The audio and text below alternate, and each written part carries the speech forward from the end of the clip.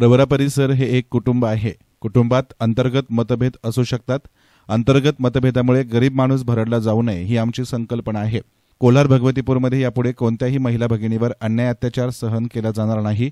कुठलाही कायदा आणि अधिकाराचा वापर करून व्यापाऱ्यांना ब्लॅकमेल केलं जातं अशांचाही बंदोबस्त केला जाईल अशी ग्वाही देऊन कोणत्याही पुढाऱ्यांना गुन्हेगारी प्रवृत्तीच्या लोकांना स्वतःच्या राजकीय स्वार्थासाठी पाठीशी घालू नये असं केल्यास त्याचा बंदोबस्त केला जाईल असा इशारा माजी खासदार डॉ. सुजय विखे पाटील यांनी देत मला गुन्हेगार प्रवृत्तीच्या लोकांचे मतदान नकोय। 10% मतदान मला कमी झालं तरी चालेल, परंतु मी गुन्हेगाराला पाठीशी घालणार नाही असं सांगून कोल्हारमधील दारू, मटका, जुगार आणि इतर अवैध धंदे हद्दपार केले जातील। अधिकाराचा गैरवापर करून समाजाला धोक्यात आणणाऱ्या नागरिकांचीही कोणत्याही प्रकारची गय यापुढे केली जाणार नाही असा सज्जड इशारा दिला। विशेष ग्रामसभेच्या निमित्तानं चांगले निर्णय आणि चांगल्या संकल्पनेनं आपण सर्वजण एकत्रित आलो। सगळे झेंड्यावाले या एकाच व्यासपीठावर एकत्रित झाले। कुणी कुणाच्या झेंड्याखाली लपण्याचा प्रयत्न करू नका। या विशेष ग्रामसभेनंतर एक चांगलं गाव म्हणून यापुढे कोल्हार भगवतीपूरचं नाव घेतलं जाईल अशी अपेक्षा देखील डॉ. सुजय विखे पाटलांनी विशेष ग्रामसभेप्रसंगी व्यक्त केली। कोल्हार भगवतीपूर येथे सोमवारी सायंकाळी कोल्हार भगवतीपूर गाव बंद ठेवून येथील भगवती माता मंदिराच्या प्रांगणात महिला सुरक्षिततेच्या आणि कायदा सुव्यवस्था निर्माण झालेल्या तसेच गावातील ज्वलंत प्रश्नांवर विशेष ग्रामसभा संपन्न झाली। यावेळी डॉ. सुजय विखे पाटील उपस्थित होते।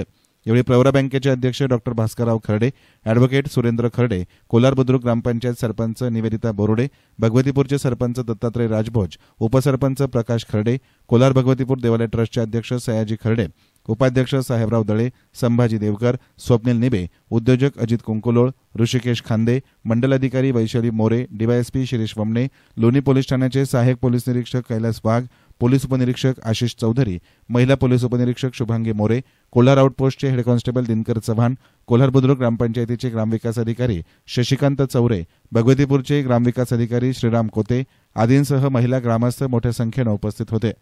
या प्रसंगी ग्रामसभेत 3 ठराव पास करण्यात आले। या ठरावाला सर्वांनी एकमतानं अनुमोदन दिलं। ग्रामसभा होण्यापूर्वी सायंकाळी 5 वाजेनंतर कोल्हार भगवतीपूर गाव बंद ठेवण्यात आलं होतं। सर्व व्यापारी, महिला आणि ग्रामस्थ यावेळी मोठ्या संख्येनं उपस्थित होते। सर्वात प्रथम कोल्हार भगवतीपूरच्या सगळ्या ग्रामस्थांनी अशी अभूतपूर्व ग्रामसभा कधी गावाने पाहिली नव्हती, पण प्रत्येकाच्या घरामध्ये मुली असल्या कारणाने प्रत्येक व्यक्ती आज इथं ग्रामस्थ म्हणून नव्हे पण एक पालक म्हणून आलेला आहे। काही प्रश्न गावाचं गाव पण गेल्यामुळे गुन्हेगार प्रवृत्तीचे लोक अनेक गावांमध्ये वाढलेले आहेत। हा फक्त कोल्हार भगवतीपूरचा विषय नाही, लोणी खुर्दमध्ये पण आम्ही असंच आयोजन करणार आहोत, लोणी बुद्रुकमध्ये आम्ही असंच आयोजन करणार आहोत की राजकीय जोडे बाजूला ठेवून एकदा 1 वर्ष एक वर्ष फक्त आपण प्रत्येक गावाला बंदोबस्त करण्यासाठी देऊ। आणि जे गुन्हेगार लोक आहेत, जे बाहेरून आलेले आहेत, ठीक आहे, स्थानिक लोकांबरोबर आपण सामंजस्याने चर्चा करून वाद मिटवू शकतो, पण बाहेरचे लोक येऊन इथं व्यवसाय करायच्यासाठी आलेले पण आज गावांचं वातावरण खराब करायचं काम करतात। या लोकांवर आता कारवाई करायचा निर्णय झाला। अनेक ठराव झालेत। ही काळाची गरज होती। शिर्डीमध्ये आम्ही सुरू केलं, शिर्डीच्या माध्यमातून याची कुठेतरी वाचा फोडली गेली। आता कोल्हार भगवतीपूरला सुरू आहे, मग राहता अशा सगळ्या गावांमध्ये मोठे गावं आपल्याला महिलांच्या सुरक्षेसाठी, मुलींच्या सुरक्षेसाठी काम करणं गरजेचं आहे आणि ते काम प्रशासनाने पहिलं करावं। त्यांनी नाही केलं तर आमच्या मुलं सक्षम आहेत आपल्या बहिणींची सुरक्षा करायला। त्यांच्यावर कोणीही काही कारवाई करणार हे आम्ही आमच्या पद्धतीने पाहू शकतो, हे पण पोलिसांना मी स्पष्ट सांगितलं।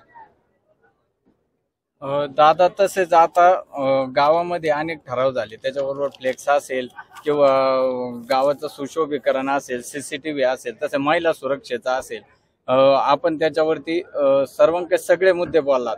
तर दादा, ह्यापुढे म्हणजे गावाच्या संदर्भात तुम्ही बोलले की 2 महिन्यामध्ये ह्या सगळ्या गोष्टी दिसतील, तर त्याचं नेमकं ऍक्च्युअली स्वरूप कसं असेल? नाही, यामध्ये पहिलं प्रत्येक घरातलं व्हेरिफिकेशन होणं गरजेचं आहे। कोणत्या घरामध्ये किती लोक राहतात, कोण कुठं राहतंय, कोण कुठून बाहेरून आलंय, कोणत्या फ्लॅटमध्ये कोण आहे, काहीच कोल्हार भगवतीपूरमध्ये नोंद नाही। ज्या वाड्या वस्त्या जुन्या काळात होत्या त्याच वाड्या वस्त्या अस्तित्वात आहेत, पण हे जे वसाहती तयार झाल्या आहेत, या वसाहतीमध्ये अगोदर 4 घरं होते, 4चे 50 झाले। ते कुठून आलेत लोक याचं काही माहिती भेटत नाहीये, ग्रामपंचायतला माहिती नाही, आणि हेच गुन्हेगारीचं मूळ केंद्र असं माझं व्यक्तिशः मत आहे। आम्हाला कोणाला लोकतांत्रिक प्रक्रियेमध्ये विरोध करायचा नाहीये, पण जे कायदे या महिलांच्या सुरक्षिततेसाठी किंवा त्यांच्या सुरक्षेचा बंद करण्यासाठी बनलेले आहेत ते कायदे आम्ही मानत नाही। आमच्या बहिणी सुरक्षित ठेवण्यासाठी आम्ही कायदा देखील हातात घ्यायला तयार आहोत, हे स्पष्टपणे मी माझ्या भाषणातून सांगितलेलं आहे। धन्यवाद दादा। धन्यवाद। एसएन मीडियासाठी प्रतिनिधी साईप्रसाद कुंभकर्ण, कोल्हार.